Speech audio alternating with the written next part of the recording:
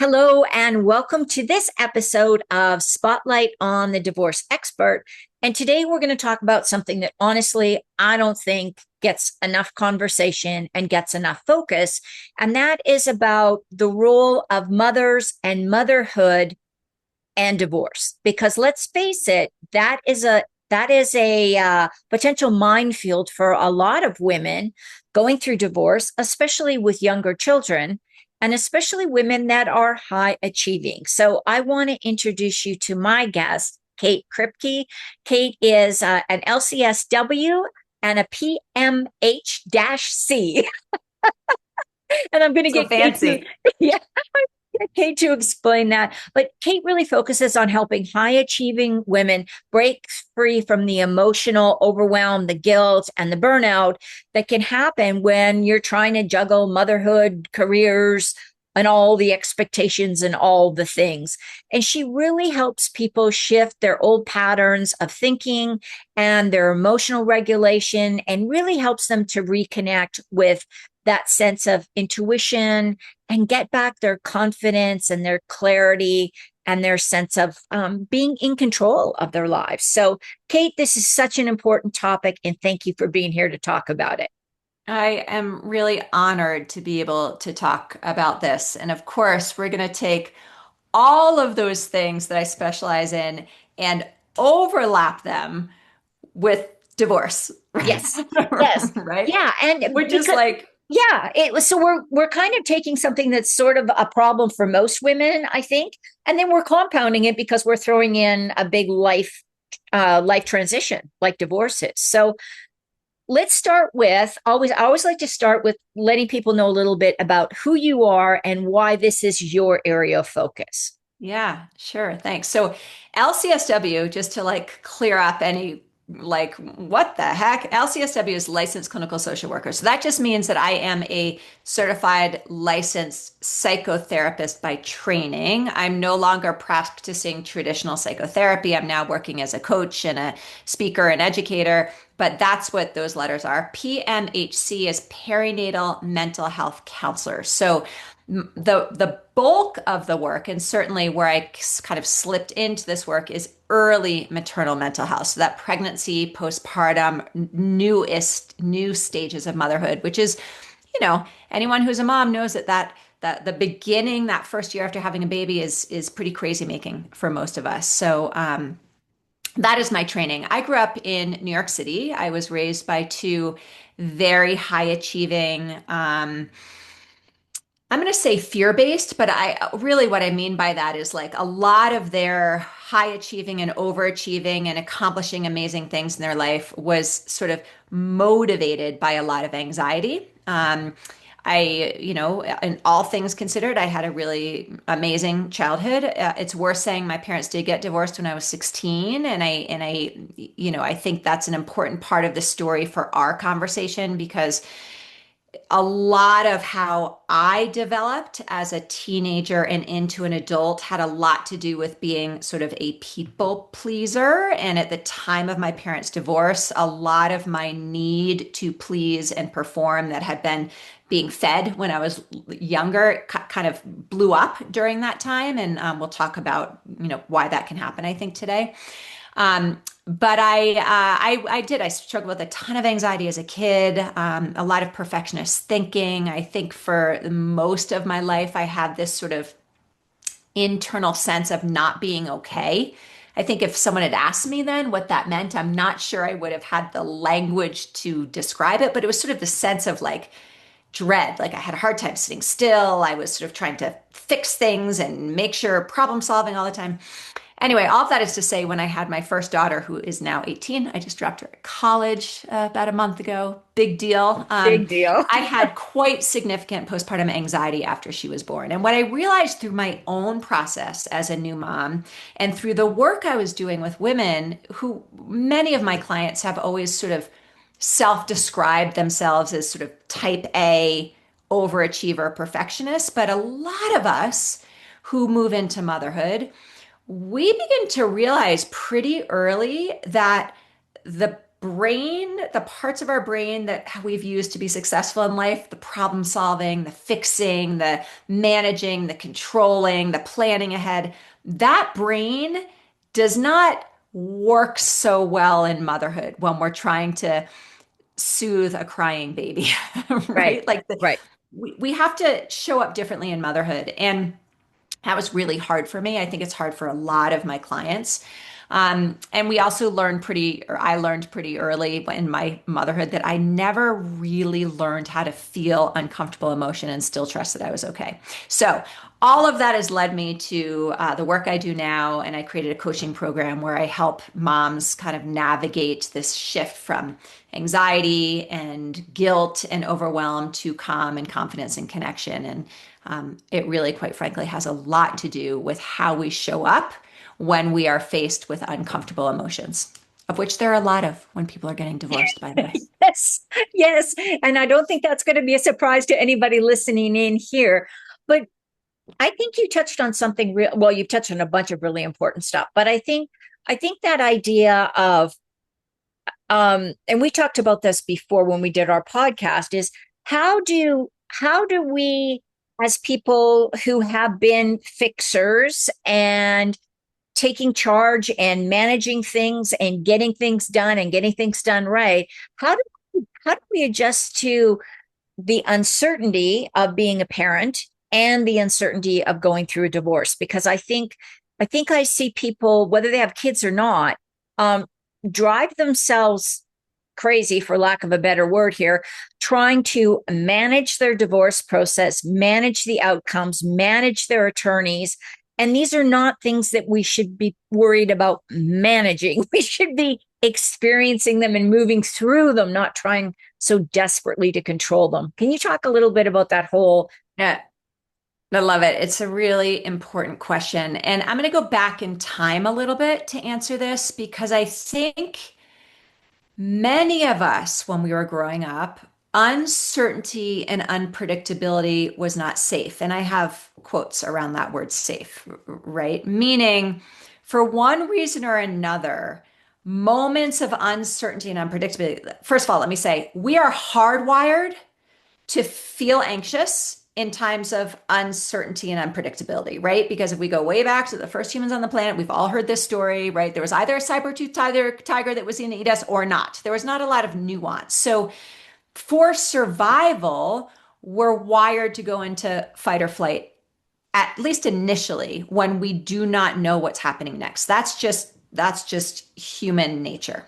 Now, when many of us were children, life is filled with uncertainty and unpredictability. But for many of us, when we were children, though either there were things happening in our home life where really literally uncertainty and unpredictability wasn't safe. Maybe we had a parent that was a substance abuser. Maybe one of our parents had mental health challenges. Maybe we lived in a situation where there were real crises with financial stability or health, right? So there are many reasons, or perhaps we felt all the very normal human emotions as a child when was uncertainty and unpredictability, but we didn't have a parent who was able to tolerate our anxiety or our disappointment or whatever it is and help us learn that we can feel those things and still be okay.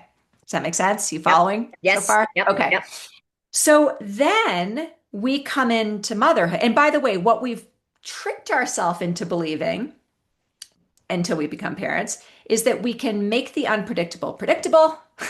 We can make the uncertain certain because we work really hard to find all the right answers and to plan ahead and to manage. And quite frankly, for many of us in our lives, that might work for us, right? We get really good at especially the little things, like having the sense that we can control the things that are outside of us if we just work hard enough.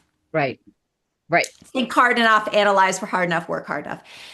In motherhood, this becomes impossible because unpredictability and uncertainty is literally at the root of becoming a parent. It starts when we conceive, right? Like we don't know what's really happening inside of there. We don't know what our body's going to do during childbirth. We don't know what this baby's going to be like when they come out. So there's so much of it just in motherhood. And again, many of us work really hard when we're moms to plan ahead and think ahead to prevent unpredictability and uncertainty. And the harder we try, the more out of control we feel because it's just not possible. Right. Same goes for divorce, right? You take these big life changes and transitions that involve more people than just ourselves. And the more we try to fix, the more we try to manage, the more we try to plan, the more we try to control, the more out of control we feel because there's just one wave of uncertainty after the next. Right. Yeah. Yeah. I think that's so true. And the other thing that I think is really interesting that you talked about is how our parents handled our our anxiety around uncertainty really has a big impact on how we're going to behave and how we're going to see what kind of what we should or shouldn't do with our kids. Um, do you find that anxious moms that are anxious about control or need to feel more in control, are they mirror or mimicking or mirroring what their mother did, or are they going the 180 and doing something completely opposite, or is it a mixed bag, like whatever, different people go different ways with that one? It's a really, it's like a both and answer to your question. So, on the one hand, if I had a mother who was very controlling of me, right? If my mom micromanaged and controlled, and I always felt really tight and tense and like, oh, I can't breathe, I might say to myself, I am never going to do that with my child. Right. Right. And so I therefore don't have a lot of boundaries. I say yes to a lot of things. You know, we've all seen how that ends up. It does not Right. end up very well. Right. Um, or I could have a parent who was never around and let me do anything I wanted, and I got into a ton of trouble. And I say to myself, I am never going to be that parent. And we go the whole other direction and get really controlling because we're so Right. scared that our kid is going to make the same mistakes we made or something, right? Now, both of those approaches are what we call fear-based approaches. They're still approaches where we are trying to prevent our children or ourselves from feeling any emotional discomfort, any pain, so to speak, right? And then I'm going to come back to what I think the real issue here is, which is that the emotion is never the problem. But if I was raised by a parent who always said yes to me and had no rules because that parent was so afraid that I would be unhappy or mad at her, right? Right. Or I had a parent who had so many rules and was over controlling because she was so afraid of what she might feel or what I might feel if something bad happened. It's still the same problem, which is that we do not know how to trust that we can feel uncomfortable emotions and still be okay. And if we're going to narrow this conversation down to the one thing we want to practice as mothers and the one thing we want to focus on as we go through the changing of a relationship status is the emotions always make sense. Right. Right. And how stable or not we are and feel in our own body when we or our child feels emotions is going to make or break what happens moving forward. So this is so interesting, and I know we've talked about this before, and I learned so much from listening to you talk. What about this whole phenomenon now? Well, it's not brand new, but they call it the helicopter parent, or sometimes I hear it called the snowplow parent, where they just knocking everything out of the road for the kids. I see this I see this all over the place. I see this with the moms that have younger kids and even kids in college. Like some moms are still running interference for their college age kids with like the school, with the university or the college or the dormitory, the house manager or whatever, whoever's out there. What and but with all that being said, but there's still this pressure that parents are supposed to be doing all this stuff, and especially moms. They're supposed to know all this stuff. How do you balance that? Like what, you don't want your kids just being free range out there running the streets and doing whatever. but you also need to let them fail. You need to let them have some problems they have to work through on their own in order for them to learn how to do this, right? What are Yeah. your thoughts on that, Kate? Yeah, I think there's a myth, and I really want to underline that word myth, that our role as parents, as mothers, is to prevent our children from feeling pain. On the other side of that, and I see this a lot with the new moms, this generation coming up, that our job is to make sure our kids are happy. And if we go into parenthood that way, we are gonna micro, it's the natural progression. If I have that belief, I am going to snowplow or micromanage or helicopter because I want to do whatever I can to run interference with pain or discomfort, Right, right, right? So I think we want to start there, and then we can talk about the all or nothing thing because there's a little of that popping into your question as well. But I think we want to start there and remember, I love this question. We can ask ourselves and we can ask our clients or the moms we know out there, describe to me who you want your child to be at age 30. right. And most of us are not going to say anxious and paralyzed and socially awkward, and right, most of us are going to say, I want the kid who is resilient and brave and able to do hard things and confident in their Yeah, abilities, right? Okay, you don't get that child without pain and discomfort. So the helicopter parenting, the snow plowing, and that are incongruent, right, right?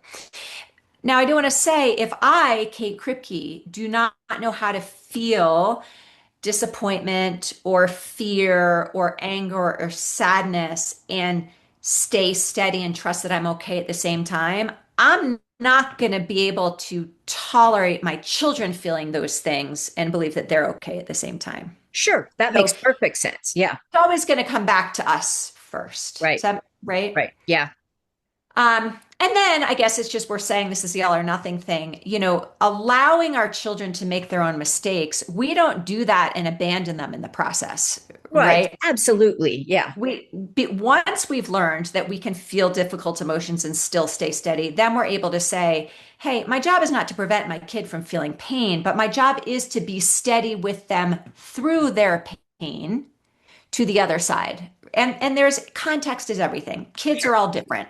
So, there might be a kiddo. I mean, I will just give you an example. I got two girls, 16 and 18. I will tell you, I did a ton of this work when they were little.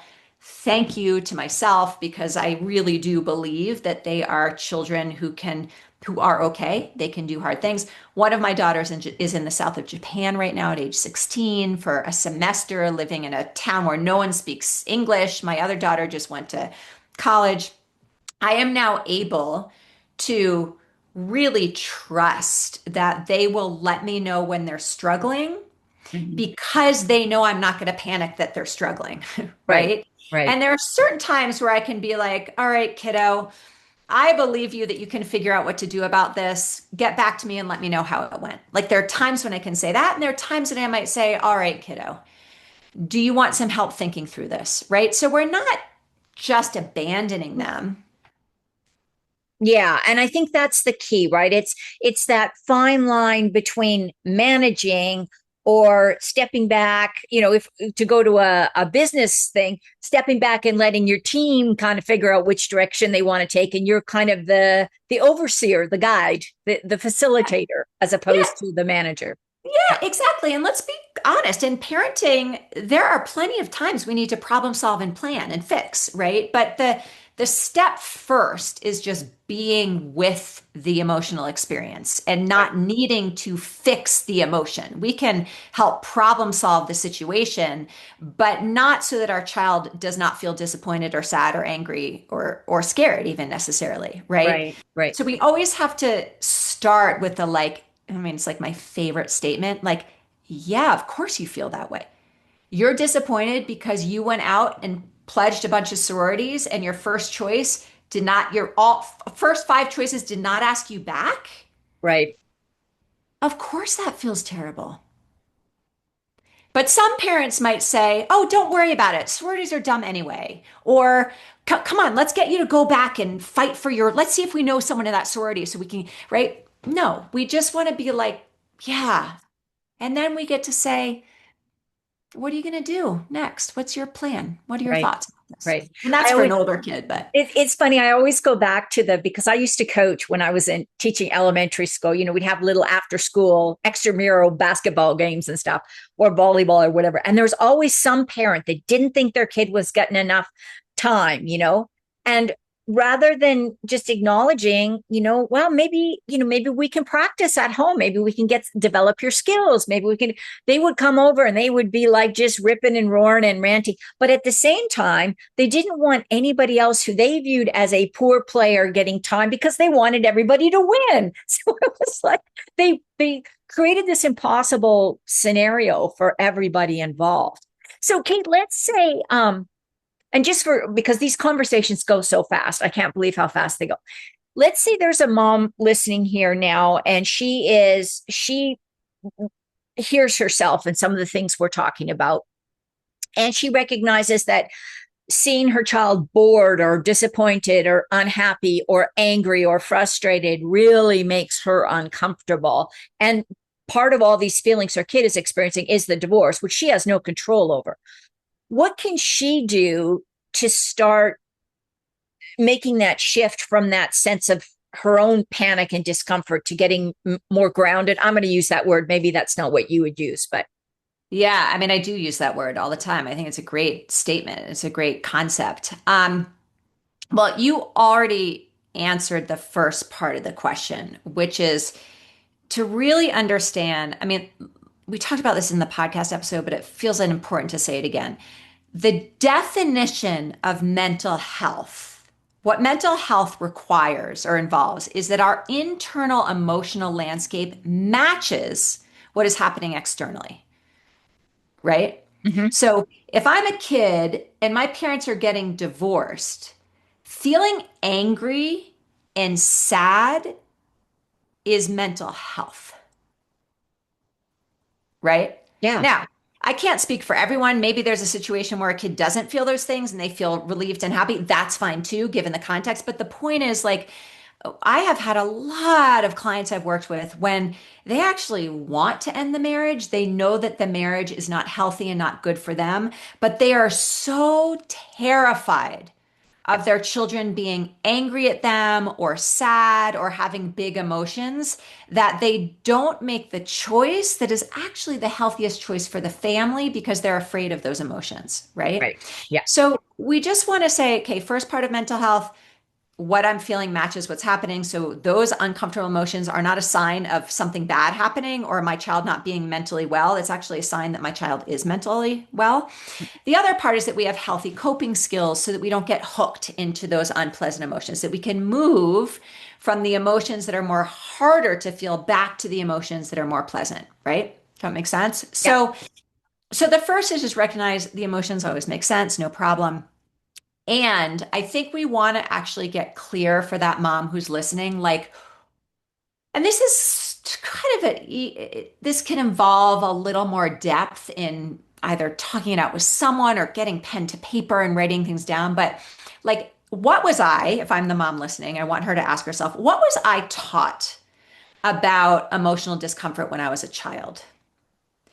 Because there's facts and there's beliefs. And many of your listeners may believe that feeling emotional discomfort means that there's a problem or something bad happening. And if my child is feeling sad and angry that their parents are getting divorced, my heart is going to break. right. Like, right? I am going to feel emotional discomfort when my child feels emotional discomfort. That again is a sign of mental health, right? That's not a problem.